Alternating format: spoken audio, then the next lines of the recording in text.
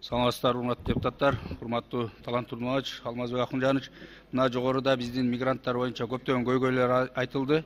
Ошолордун арасында эле бүгүн эң чоң көйгөй болгон биздеги мына ПЦР маселеси болуп атат.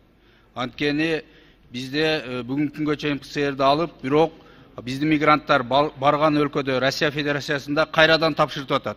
Эки жолдан түшүп атат да, ошол эле мезгилде ар кандай маалыматтар таратылып, экача болуп калып атат. Кээ биркилер ПЦРден өтпөстөн ошол аэропортко барганда учаар алдында керек экенин билип, ПЦР азыр 5000ге чейин чыгып кетип атат. Жанында акчасы барлар акчасын төлөп өтүп атат.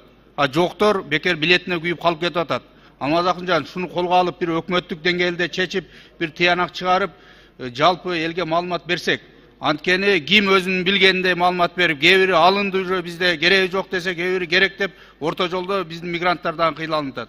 Раз бизде тапшырылгандан кийин, лаборатория данные чыккандан кийин, ошол башка өлкөлөр менен дагы тең ата сүйлөшүп, ал жакта өтө турган кылыш керек. Кайра эле экиден түшүрбөстөн.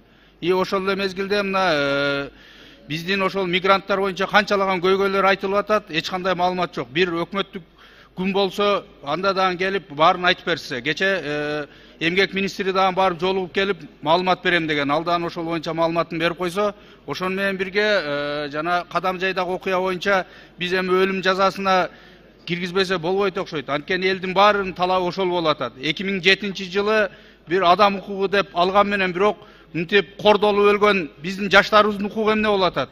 Ошондуктан эки жагын тең карап, бул мыйзамдын мындай акылдашып, бир элдин талабына дагы көңүл буруп койсок. Рахмат.